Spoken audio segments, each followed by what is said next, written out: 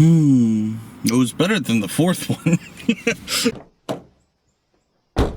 Well, that was a movie. Hello and welcome back to Simon's Rants. I'm Simon, and today I'm giving my first thoughts on Indiana Jones and the Dial of Destiny, which is of course the fifth entry into the Indiana Jones franchise, and the first since the atrocious Indiana Jones and the Kingdom of the Crystal Skull and that whole fiasco. This one, importantly, was not directed by Spielberg, not written by George Lucas. It was directed by James Mangold, written by James Mangold, along as a couple other people, including Jez Butterworth, John Henry Butterworth, and David Koepp. I have no idea who the first two guys are, but I guess they've written some good stuff. Edge of Tomorrow, Ford vs. Ferrari. David Koepp has written a lot of great stuff. Jurassic Park, Spider-Man he helped write. So it's notable writers, just not the original people here working on it. And I think that is the most noticeable thing about this movie. It definitely takes itself more seriously than Kingdom of the Crystal Skull did, which is a plus. That is why I would say that this movie is better than that entry, which, I mean, like, they don't nuke the fridge. They do jump sharks a couple of times in different ways, but nothing quite as atrocious as what they did in that. But still, I'll get into spoilers later. There's some kind of iffy to ridiculous things in this movie, but it is more serious than that. It never gets that ridiculous. However, there's a severe lack of Spielberg charm to this movie. Part of why the original Indiana Jones movies work so well is the charm. Spielberg, love him or hate him, he's got a very schmaltzy charm to him. Very goody two-shoes, just especially, like, you know, think of his movies like E.T., Jurassic Park, and all these other things. There's always this thrilling, whimsical charm to it, and that is severely lacking in this movie. I think they tried. I think they just failed at emulating that charm. There are moments, there are definitely things written in there to try to pay homage and reference things. A lot of references, some more subtle than in a lot of legacy sequels. Like, this is not quite Force Awakens territory where everything is just a reference, but there's still moments that are obvious references. Like, you know, there's the bad guys, and then there's the one really big bad guy, so he's punching him, and then he punches the big one and he doesn't fall over, and like, oh, yep, that happens in every Indiana Jones movie. So it's like, okay, that's fun, that's fine, nothing ridiculous. And then there's a couple other moments that are just kind of like, well, why though? That's not how people talk. People don't constantly reference their past while talking, you know? That's a little bit weird. There's also some things that just didn't feel like they worked, like they just felt like they needed a rewrite, or there was one too many rewrites. Like, just for instance, you've seen in the trailers, the movie starts with a flashback. The CGI, by the way, is good, not great. It's better than, like, The Irishman, but it's still very clearly CGI. It feels like we're watching a video game or an animated movie rather than an actual live-action movie. But it's only really a couple of moments. It's not like it's the whole movie like The Irishman felt like, so it's a little bit more forgivable. But anyway, early on in the movie, we have that reveal that we see in the trailer where Indiana Jones has a bag on his head and they take it off, and there he is. And that's like, okay, play the theme. This is Indiana Jones. Dun, dun, dun, dun. We're just like, all right, nostalgia. Briefly after that, they catch his accomplice, and they were like, we caught your accomplice. And he's like, I don't have an accomplice. And they're like, oh, really? Then they dump out their bag, and there's the whip, and there's the hat, and it plays the theme again. And it's like, if you were gonna do that, that should have happened before the actual reveal of Indiana Jones. Like, that's just basic filmmaking 101, because that reveal is smaller than the other reveal. Seeing Indiana Jones, seeing Harrison Ford with the CGI, that is a bigger reveal. Granted, it wasn't in the trailer, but that is a bigger reveal than seeing the whip and the hat. If you're going to allude to a character, you have to allude to him before you actually show him. That just doesn't make sense. So there's just really poor filmmaking in areas like that. So along with it not exactly feeling like a Spielberg movie, feeling like an Indiana Jones movie, and then just having some pretty basic bad writing like that, It's not a good movie either. It's fine, you know. I'm arguing with myself between giving it a 5 and a 6. I would think it's a 6 because I think it was better than it wasn't, but I gave Temple of Doom a 6, and to give this the same rating as Temple of Doom is really a disservice. Although this has a lot of the same problems as that one does, because, I mean, Temple of Doom, despite being Spielberg and all the original people, had a lack of the charm. That's why people didn't like it as much. It also had a lack of characters you liked. Indiana Jones returned, but the villain wasn't as memorable as, I mean, the Nazis were so fun and memorable, having these awful, terrible characters you can't wait to see die. But even more notably, you had Short Round and What's-Her-Face. I don't even remember her name. I don't care to look it up. But compare that to the sidekicks in the first one and the third one. In the first one, you've got the love interest. You've got John Rhys Davies' character. In the third one, you've got Sean Connery and the Nazi lady. It's just like more memorable, more interesting, more likable characters. I mean, even in the fourth one, you bring back the original love interest and you add in Shia LaBeouf. Now, granted, that didn't work out very well, but it was like it was following that idea of having these interesting and hopefully likable characters, whereas in Temple of Doom, the woman, the love interest in that is so annoying. Everybody hates her. And I know everybody loves Ke Kwan now. And I mean, I love him too. But can we all still just stop pretending that Short Round wasn't a really annoying character? He was. Nobody liked him when that movie came out for good reason. And that's how this movie is. You add in another child sidekick who is just there, and he doesn't really have any likable things about him. And then this new woman character isn't a new love interest, thank God. She's just a female character. They mentioned in the trailer who she is. She's the goddaughter of Indiana Jones, and she is one of the least likable characters in the whole franchise. She's on level with Blonde Chick from the second one. She is just so unlikable and so uninteresting that we're sacrificing screen time with Indiana Jones for her, and it feels like a waste of time every time we do it, because Harrison Ford is great. He's awesome. He's not young anymore, and he can't quite pull off this character the way he used to, so they're using these other characters as crutches, and none of them are worth a second of your attention, a second of your time. They're so unlikable. And also, once again, the villain in this movie, who is played by Mads Mikkelsen, who I do like, and once again, we've got Nazis in here, they're just not memorable in any way. There's no magic, there's no memorability, there's no spark to it. It just kind of comes and goes. Like I said, it's not even Spielberg or Lucas, and it's like, what's the point then? This isn't getting the band back together. It's just the character, but being like, it's like a fan film. Like, it doesn't feel real. It doesn't feel like, at least for all of the faults with Kingdom of the Crystal Skull, it felt like an Indiana Jones movie. A really bad one, but it felt like one. This one is a mediocre movie, and mediocre is in fact better than really bad, but it doesn't feel like an Indiana Jones movie. It just feels like a fan film or something like that. So I don't know. I'm going to get into spoilers here and go a little bit more in depth on why it's bad, from big spoilers to even just little moments of like bad filmmaking, because there's some really funny things in there. But if you don't want anything spoiled, please go watch it first and then come back and we can talk about it then. Otherwise, thanks for watching, guys. Please remember to like, share, if you're new here, subscribe.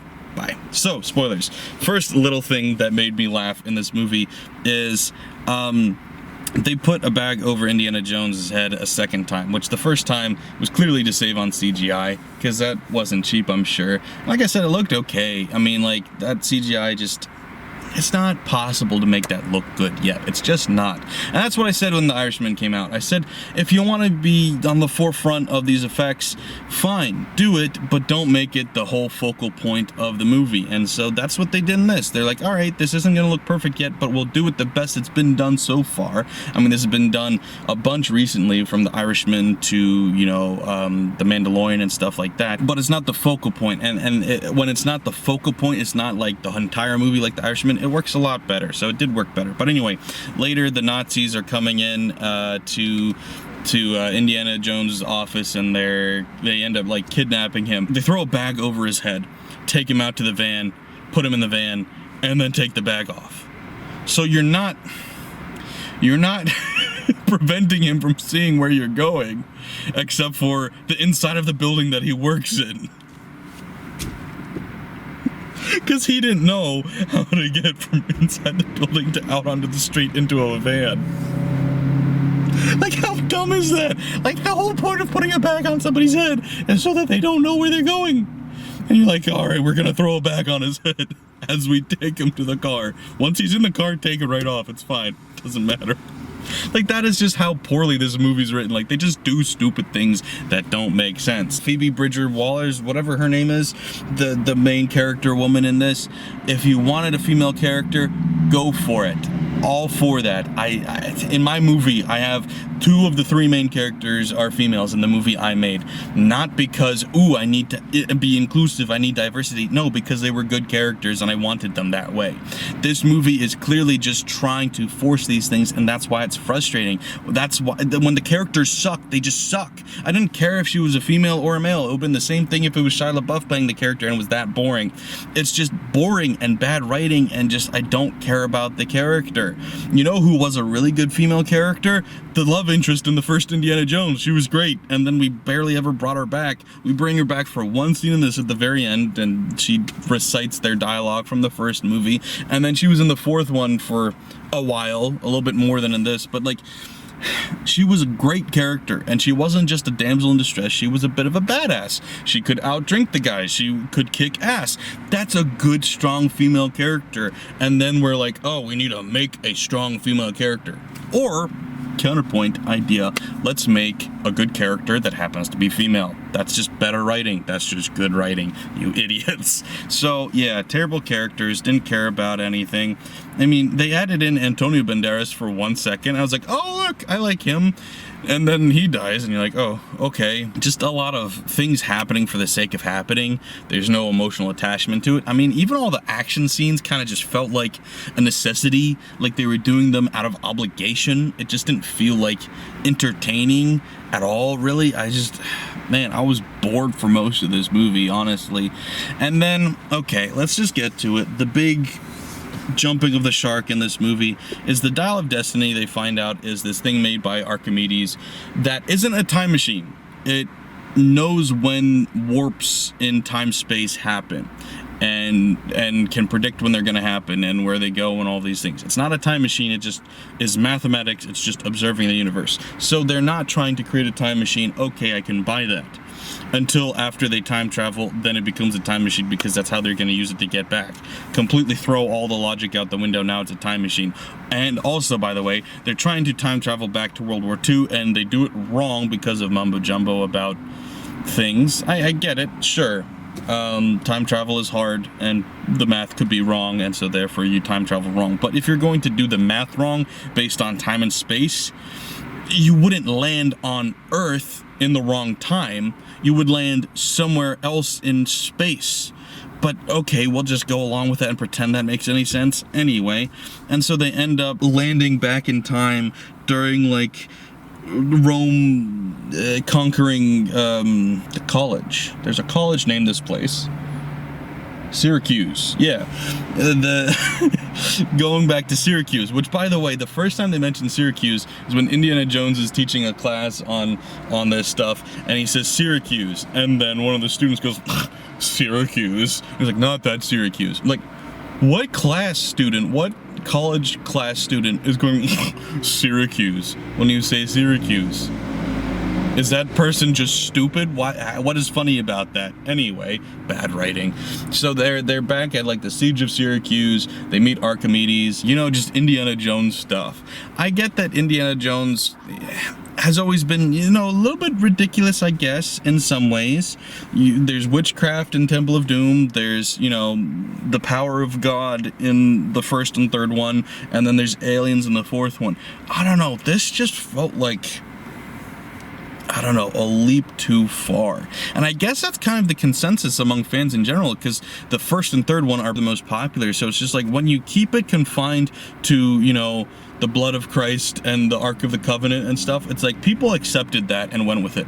Temple of Doom with the witchcraft, people were already like, don't know how I feel about that. Then they go aliens in the 4th one, and everybody's like, no, we don't like that. And then this one becomes like weird mathematics and time travel. And I'm just telling you right now, people are gonna like it more than aliens, they're not gonna like it as much as the first 3 even. This is worse than Temple of Doom. So, yeah, this movie's bad, but it's fine. I don't know. Like, yeah, I guess 5 works. Maybe like a 5.1. Because it is, I think, just very slightly better than it is bad. But like barely. And it's so forgettable and just not interesting. And yeah, I don't care about it. Like, I wanted to walk out because I'm like, I don't want to remember Indiana Jones this way. I don't. I would have, like, yes. I hate legacy sequels. They're so dumb. Stop doing them. Just let franchises die. Please. Kingdom of the Crystal Skull was terrible. And yes, this was better, but it still didn't need to exist. I would much rather Spielberg have taken another shot at it. And I know he made a terrible movie with the 4th one, but at least it was him. At least it was their thing. At least they tried. Having some other guy make it, and like James Mangold's a pretty good director. I like him, but this is just not it, you know. And like, I didn't want to see this. It's like J.J. Abrams making Star Wars. Like, it's not Star Wars. It doesn't feel like Star Wars. Once they took it away from George Lucas, even the better films like Rogue One, it was fine, but it's like it didn't feel like Star Wars, and this doesn't feel like Indiana Jones. Like the camera work, even like the camera work didn't look like Indiana Jones. And yes, it had John Williams' score, and I love the score. And so it's telling you, hey, this is Indiana Jones, and you see Harrison Ford with or without the CGI, and you're like, okay, yeah, but then it doesn't feel right. So yeah, no, I think you can skip this one. I'd recommend skipping it. You don't need it. Just go back and watch the original trilogy again. It'll be much more satisfying. Even Temple of Doom. And it felt, honestly, it kind of felt like the people who made this, their favorite of the original trilogy was Temple of Doom, in a weird way. Because, like, for a couple of reasons. Other than the Nazis, most of the homage was paying to the second one. Because there's no, like I said, there's no biblical references really at all, except for very early on. So it's like Temple of Doom in that way. They're going through, you know, this hallway, and they're just covered with bugs, and they start screaming, and I was like, that just felt like the second one. And then you've got the really annoying female character. I'm like, okay, so that's like the second one. You've got it, the plucky child sidekick. I'm like, that's like the second one. It just felt like so much of this was paying homage to the second one, which was the worst of the 3. So I was like, that's an odd choice. That's an odd choice. Also, at the end of Indiana Jones is when you're supposed to have that real, like, gut punch of, like, a bad guy death. You know, in the first one, everybody's face melts off and their heads explode. In the third one, he drinks a thing and he ages until he dies. In the 4th one, she gets the alien explodes her head or whatever happens. I only ever saw that movie once. I don't really remember what happened. But you also have, like, the guy getting eaten by the ants. And, you know, in the second one, it's not as much, but you get the heart taken out and stuff. There's, like, the big moments. And this one, you don't have that, like, big gut punch of a death. Like, I mean, you get a lot of people getting shot, people burning to death, but, like, you don't have, like, that. You need that, like, gut punch of a death in Indiana Jones to, like, seal the deal. This didn't have that. And I thought when they, like, time traveled and everybody said, oh, it's gonna go terribly wrong, then I thought, oh, maybe something will happen with the time travel. No. Then I thought, oh, they're in this, like, ancient Rome time. Maybe somebody will be, like, boiled alive in oil. No. I'm like, well, then it's not Indiana Jones. You didn't do the thing. You didn't have the moment that you have to tell the kids not to watch. Every Indiana Jones has a moment that the kids shouldn't be watching, and they didn't have it. It's like, you failed then. You failed. This is not Indiana Jones. So, yeah, I don't know. Not great. Not even good. Not terrible. Just kind of meh. So, that's what I think. Go ahead and skip it. I don't know that's going to be like on the top 10 worst movies of the year list or anything, because it's mainly just forgettable. It's mainly just blah. So, yeah, I don't recommend it at all. Don't go see it. Just forget it happened, because nobody will be talking about it in a couple years. Because it's not so bad like the 4th one that people still talk about that one, but it's also just not good. So why would you talk about it? So, yeah, don't go see it. Just forget about it, and your life will be better.